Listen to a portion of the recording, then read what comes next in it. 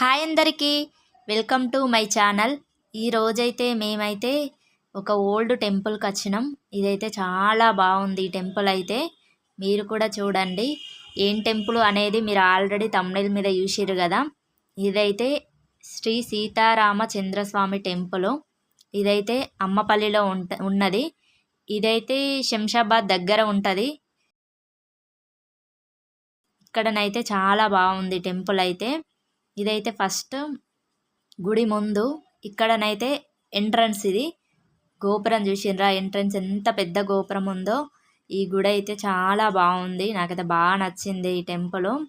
ఈ గుడి కూడా చాలా ఓల్డ్ టెంపుల్ అంట. ఇదైతే ముందు గోపురం చూడండి ఎంత బాగుందో. ముందైతే 2 ఎలిఫెంట్స్తోని మనకు ఆహ్వానం పలికినట్టయితే ఉంటుంది. చాలా పెద్ద ఉంటాయి ఎలిఫెంట్లు అయితే 2. ఇటు సైడ్కు అటు సైడ్కు 2 ఏనుగులతోనైతే బాగుంటుంది టెంపుల్ అయితే. ఇదైతే టెంపుల్ నుండి ఇట్లా లోపలికి వెళ్ళాల్సి ఉంటుంది.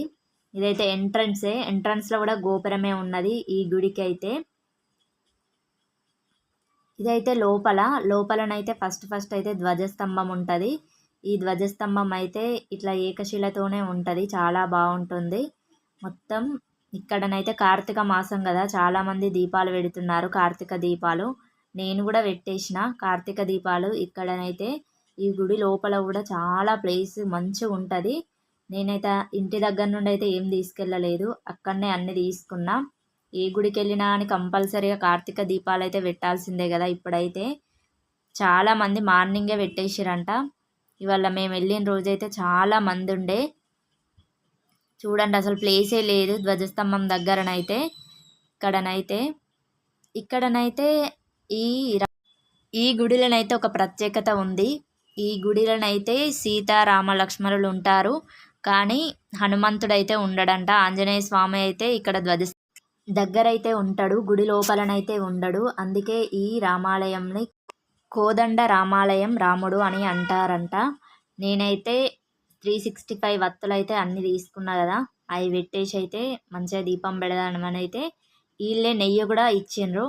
నెయ్యి కూడా అక్కడనే తీసుకున్నా నేను, టెంపుల్ దగ్గరనే నెయ్యి వేసి అయితే పెడుతున్నాం. ఉసిరికాయలు అయితే అక్కడ ఏం లేవు, నేను ఉంటాయి అనుకున్న టెంపుల్ దగ్గర, కానీ అక్కడనైతే ఏం అమ్మట్లేదు. పువ్వులు కూడా నేను అక్కడే తీసుకున్నాను.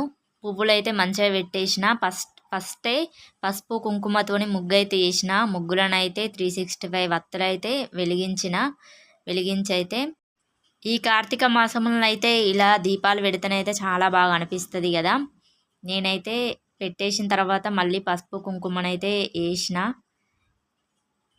అప్పటికే చాలామంది వచ్చారు కాబట్టి అక్కడనైతే ప్లేసే లేదు. ఇదైతే గుడి మొత్తం అయితే చాలా ప్లేస్ అయితే బాగా అనిపించింది. చుట్టూ మొత్తం ప్లేసే, మధ్యలో గుడి ఉంటుంది. ఇక్కడనైతే బాగా అనిపించింది నాకైతే. ఎంత పెద్దగా ఉందో టెంపుల్ అయితే, చూస్తే ఇట్లా అనిపిస్తుంది కానీ బయట నుండి చూస్తేనైతే చాలా బాగా అనిపించింది ఈ టెంపుల్ అయితే. ఈ టెంపుల్ చుట్టూ మనం ఇట్లా నడవడానికి అయితే చుట్టూ ప్లేసే ఉంది. మంచిగా కూర్చోవడానికి కూడా వరండాల లెక్క ఉంది టెంపుల్ లోపల, మంచిగా అనిపించింది. ఇదైతే గుడి బయట. గుడికైతే గోపురానికైతే కొన్ని విగ్రహాలకైతే అసలు తలలే లేవు.